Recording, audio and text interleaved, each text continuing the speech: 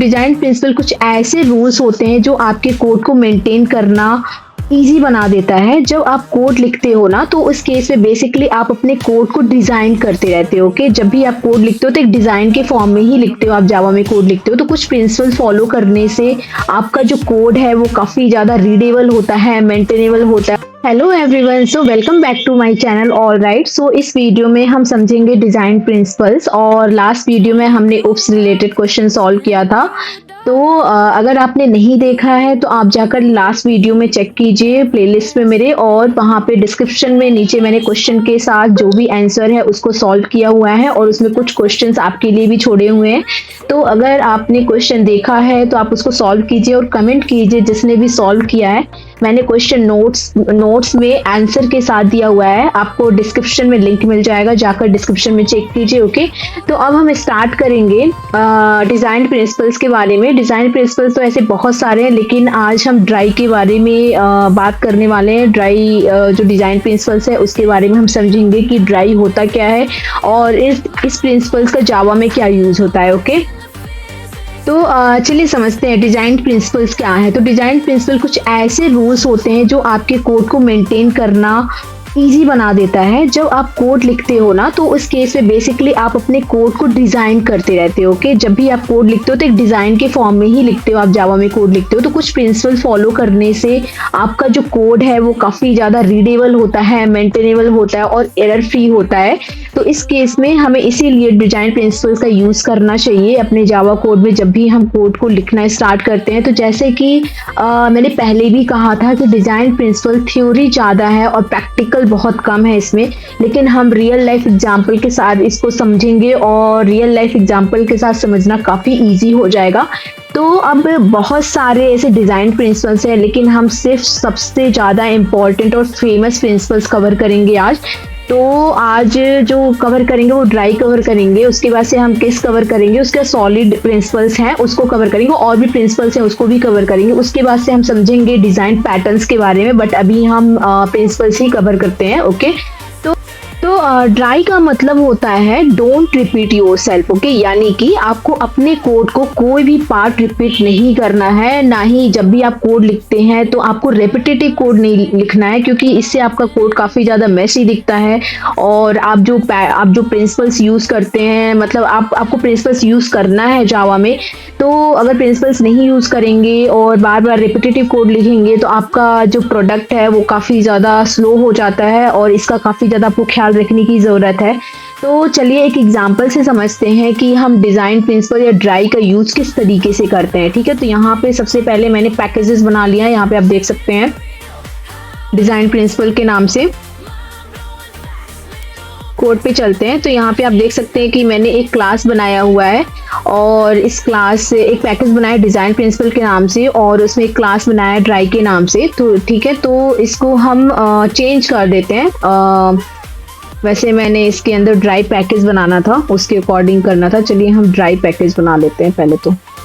ठीक है, इसके अंदर हम क्लास नहीं एक पैकेज ही फिर से बनाते हैं, क्योंकि हम 1 बाय 1 समझेंगे। ठीक है, अब इसके अंदर हम क्या करेंगे, एक व्हीकल रियल एग्जांपल लेते हैं, एक व्हीकल सर्विस क्लास बनाते हैं हम। ठीक है,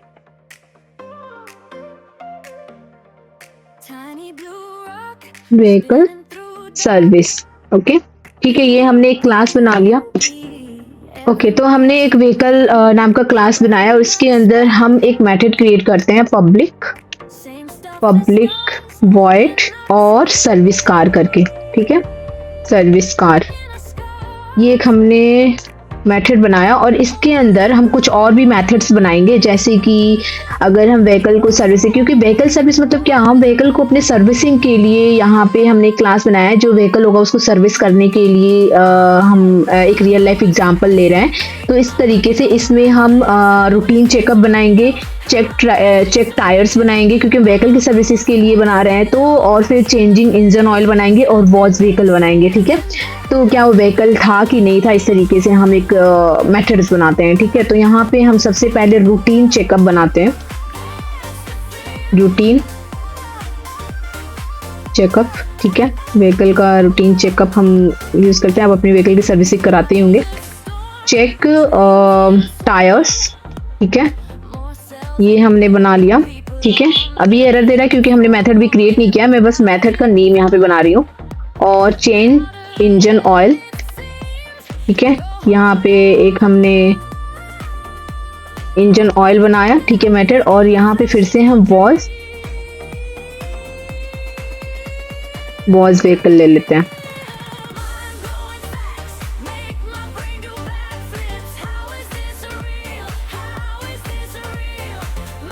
ठीक है। अब यहाँ पे हम क्या करेंगे, सारे मेथड्स को वन बाय वन क्या करेंगे, ऐड करेंगे, ठीक है। अब मान लो पहला जो था हम यहाँ पे ठीक है, अभी ये सर्विस कार का हो गया, ठीक है। अब यहाँ पे एक और हम मेथड अगर बनाए, इसके अंदर भी हम सेम ही करेंगे। सर्विस कार हो गया और यहाँ पे सर्विस बस कर देते हैं, इसके अंदर भी हम सेम ही पास करेंगे, ठीक है। सेम नहीं पास करेंगे, इधर उधर एक दो मेथड करेंगे, ठीक है। यहाँ पे हम एक दो मेथड जैसे कि रीपेंट बस कर लिए, रीपेंट बस, ठीक है। यहाँ पे एक मेथड मैंने एक्स्ट्रा क्या बनाया, मैंने यहाँ पे वॉज व्हीकल तो है ही, ठीक है। वॉज व्हीकल हमने सेम रखा है, ठीक है। और उसके बाद से रीपेंट बस हमने एक अलग मेथड बनाया हुआ है, ठीक है। और यहाँ पे चेक इंजन ऑयल हम हटा देते हैं और रूटीन चेकअप की जगह पे हम क्या करते हैं, मान लो नहीं रहने देते हैं, रूटीन चेकअप तो रहने देते हैं। तो यहाँ पे वॉज व्हीकल हो गया, चेक टायर्स हो गया, हम इसी तरीके से चेक टायर्स भी बनाएंगे। अब यहाँ पे एक एक करके ना एक एक मेथड हम क्रिएट करते हैं। इसका मेथड क्रिएट कर दिया हमने, इसके अंदर हम कुछ पास करेंगे अभी, ठीक है। चेक टायर का कर दिया और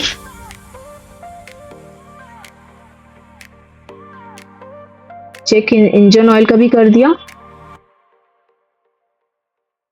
अब यहाँ पे वॉज व्हीकल का भी कर दिया, ठीक है। ये सारे मेथड्स क्रिएट हो गए। अब यहाँ पे क्या बच रहा है, रीपेंट बस बच रहा है, ठीक है। तो इसको भी क्रिएट कर ही दे रहे हैं हम, ठीक है। ये हमने क्रिएट कर दिया। अब यहाँ पे ये हम वॉश रखते हैं, वॉश कोई मीनिंग नहीं है, ठीक है। वॉश व्हीकल कर देते हैं इसको,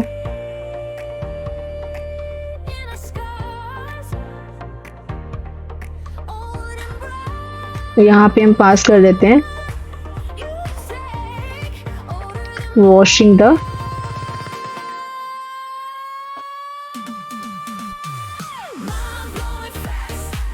व्हीकल, ठीक है। और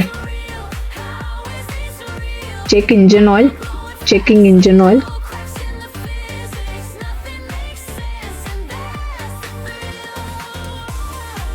ठीक है। चेकिंग टायर्स इसी तरीके से,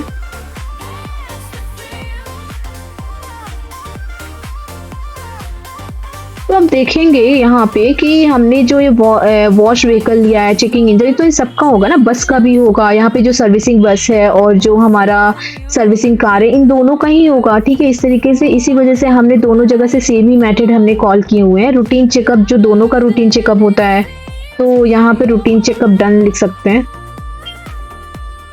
रूटीन चेकअप इज डन, ठीक है। तो और रीपेंट बस, रीपेंट इज डन,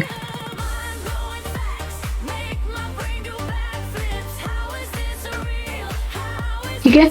अब यहाँ पे आप देखेंगे कि यहाँ पे एक हम मेन क्लास भी बना लेते हैं, एक मेन क्लास हम क्रिएट करते हैं, ठीक है। पब्लिक वॉइड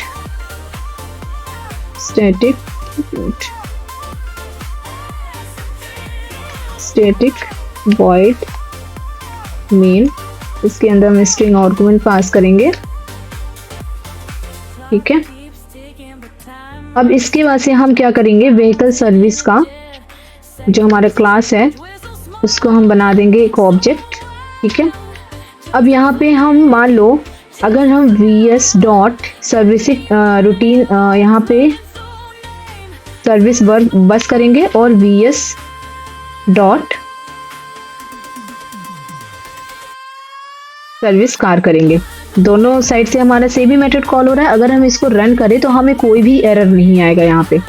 अगर आप इसको रन करें तो आप देख सकते हैं जितने भी हमने मेथड्स कॉल किए थे इस पर्टिकुलर मेथड से, पर्टिकुलर सर्विस कार मेथड से और सर्विस बस से वो सारे ही प्रिंट हो चुके हैं, यानी सारे मेथड्स कॉल हो रहे हैं, कोई भी एरर नहीं आ रहा है। तो आप यहाँ पे नोटिस करोगे कि जो वॉश व्हीकल है ना, वॉश व्हीकल का लॉजिक कार और बस दोनों में रिपीट हो रही है। ना ही सिर्फ वॉश व्हीकल का, और भी सारे, जैसे कि मान लो रूटीन चेकअप हो गया, हम कॉल कर रहे हैं दोनों मेथड्स में, चेक टायर्स हो गया, चेक इंजन ऑयल हो गए, और ये वॉश व्हीकल हम दोनों में कॉल कर रहे हैं। ओके, तो हमने हर जगह जो कोड है ना, अगर आप कार और बस दोनों में रिपीट हो रही है, तो अगर फ्यूचर में वॉशिंग का मेथड अगर चेंज होता है तो हमें हर जगह कोड अपडेट करना पड़ेगा, जो मेंटेन करना काफी टफ हो जाता है। तो सॉल्यूशन ये होता है कि इसलिए हम प्राइवेट मेथड बना देते हैं और सिर्फ उसको ही कॉल करते हैं।